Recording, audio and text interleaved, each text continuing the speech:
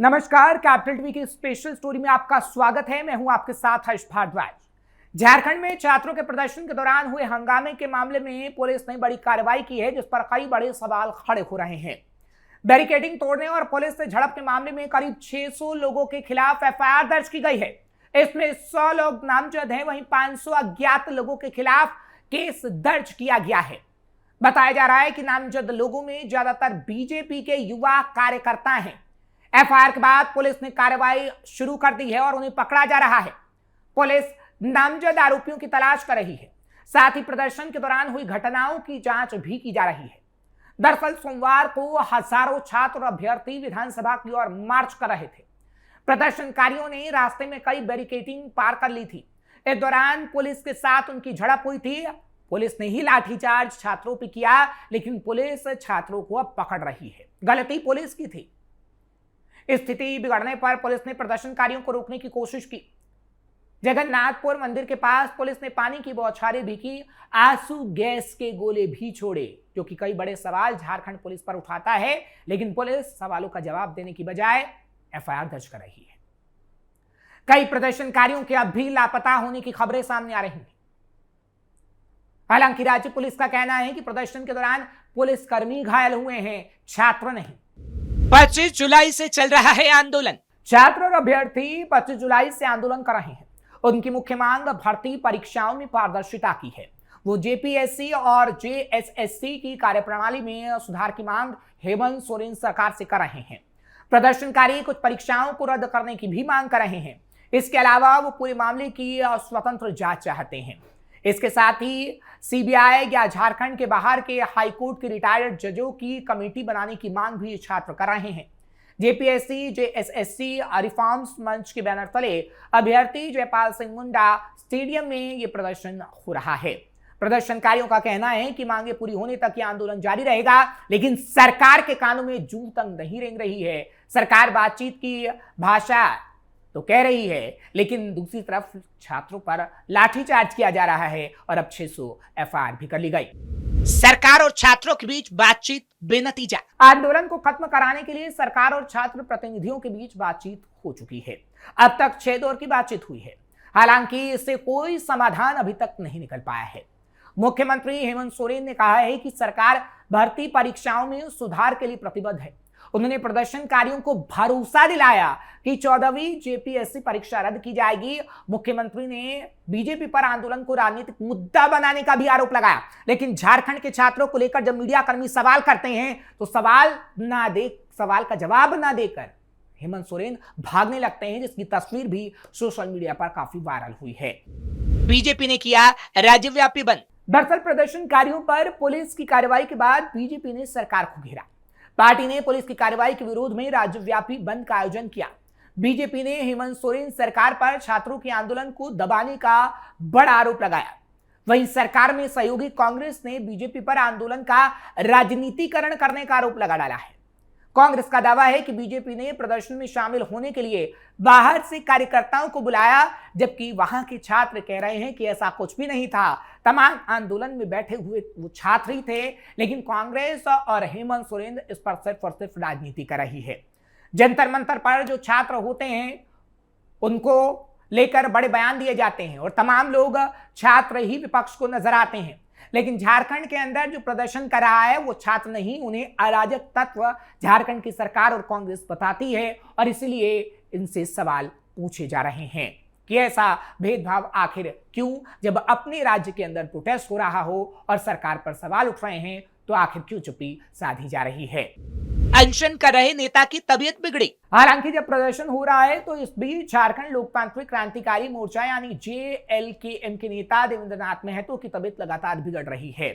हालांकि इसके बाद उन्हें अस्पताल में भर्ती कराया गया है। महतो अनशन पर बैठे थे। उन्होंने रांची के सिविल सर्जन से दोबारा प्रदर्शन स्थल पर लौटने की अनुमति मांगी। उन्होंने कहा कि उनकी आत्मा छात्रों के आंदोलन के साथ खड़ी है। अनशन कर रहे 4 अन्य छात्रों को भी अस्पताल में भर्ती कराया गया है। उनकी हालात गंभीर है, लेकिन हेमंत सोरेन सरकार को इनसे कोई मतलब नहीं, सिर्फ अपनी राजनीति से मतलब है, सिर्फ एफआईआर करने से ही मतलब है। झारखंड छात्र आंदोलन पर विपक्ष चुप क्यों? सवाल यह है कि छात्रों के इस आंदोलन और पुलिस कार्रवाई पर विपक्ष आखिर चुप क्यों है। जो दिल्ली के जंतर मंतर पर छात्रों के प्रदर्शन के दौरान सरकार और पुलिस की कार्रवाई पर सवाल खड़े कर रहे थे, लगातार सवाल उठा रहे थे, आज वो चुप क्यों हैं? सरकार का दावा है कि उसने प्रदर्शनकारियों की 98% मांगे स्वीकार कर ली हैं। वहीं आंदोलनकारी कहते हैं कि जिन 13 परीक्षाओं को रद्द करने की मांग की गई थी, उनमें से केवल 3 पर ही सरकार सहमत हुई है। यही मूल विवाद का जड़ है और बातचीत के कई दौर के बावजूद गतिरोध अब तक समाप्त नहीं हो पा रहा है। बता दें कि छात्रों के आंदोलन ने उस समय और ध्यान खींचा जब मुख्यमंत्री हेमंत सोरेन का 51वां जन्मदिन था। करीब 10:30 बजे शुरू हुए मार्च में प्रदर्शनकारी हाथों में तिरंगा और तख्तियां लेकर विधानसभा की ओर बढ़ रहे थे। एक पोस्टर पर मुख्यमंत्री को लेकर लिखा था, छात्रों की समस्याएं मत देखो, छात्रों की आवाज मत सुनो और छात्रों के सवालों का जवाब मत दो। साथ ही आंदोलन का एक मानवीय पहलू भी है। भूख हड़ताल पर बैठे JLKM नेता देवेंद्रनाथ महतो 10.5 किलोग्राम वजन घटने के बाद एम्बुलेंस से मार्च पर शामिल हुए। उन्होंने प्रदर्शनकारियों से शांति बनाए रखने की अपील भी की थी। आंदोलन की अगुवाई कर रहे JPSC, JSASC रिफॉर्म मंच ने भी असामाजिक तत्वों को आंदोलन में घुसने से रोकने के लिए 500 स्वयंसेवक तैनात किए थे।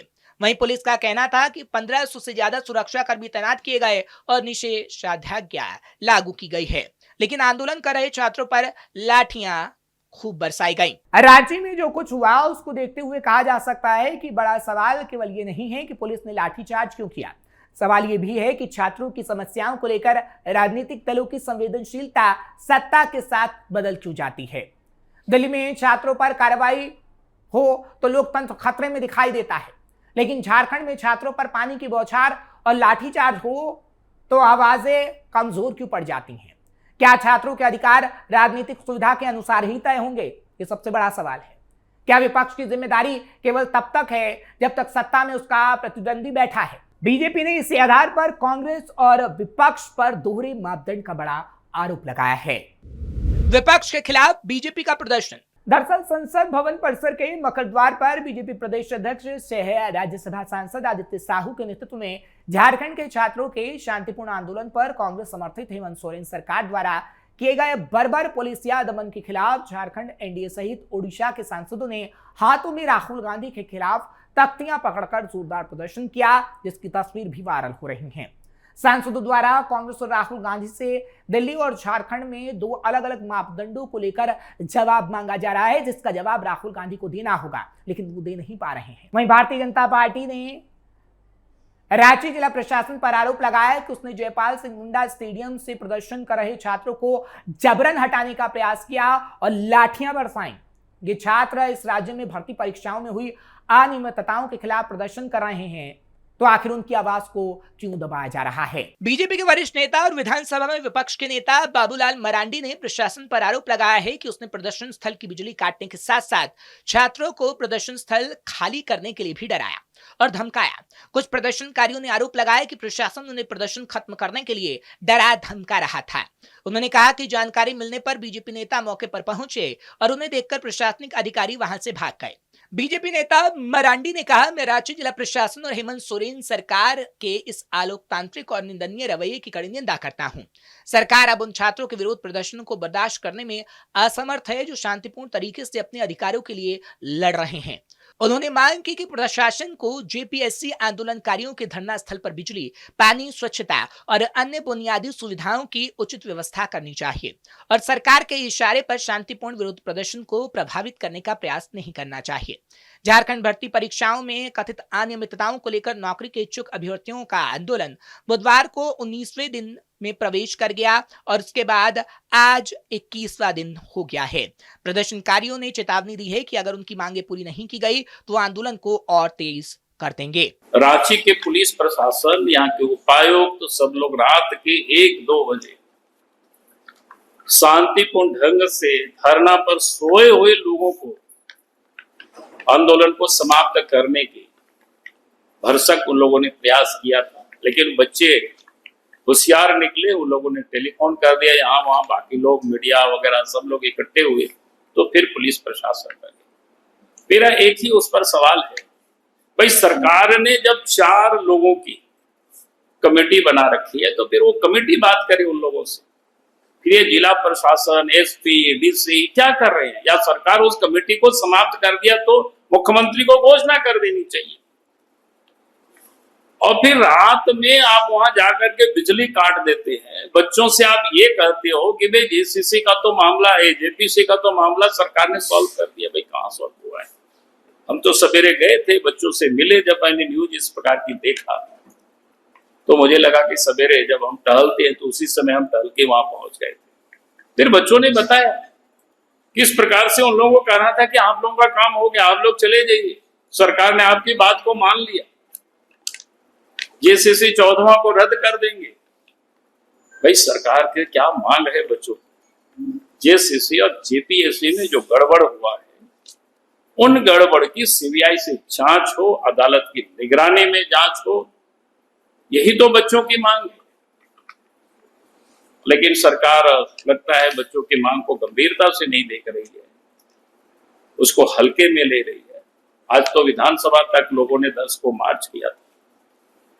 अगर संपूर्ण झारखंड में बच्चे सड़क पर निकल आएंगे तो सरकार के लिए बहुत मुश्किल पैदा होगी। इसलिए मैं कहूंगा कि सरकार को शांतिपूर्ण आंदोलन करने वालों को रात के अंधेरे में गुंडा की तरह जा करके बच्चों को प्रताड़ित भी नहीं करना चाहिए, धमकाना भी नहीं चाहिए, और इस प्रकार की बिजली भी नहीं काटनी चाहिए। उनका बहुत बहुत धन्यवाद। बहरहाल ये साफ नजर आ रहा है कि झारखंड के युवाओं को राजनीतिक बयानबाजी नहीं, स्पष्ट जवाब चाहिए जो हेमंत सोरेन सरकार को देना होगा, राहुल गांधी को देना होगा।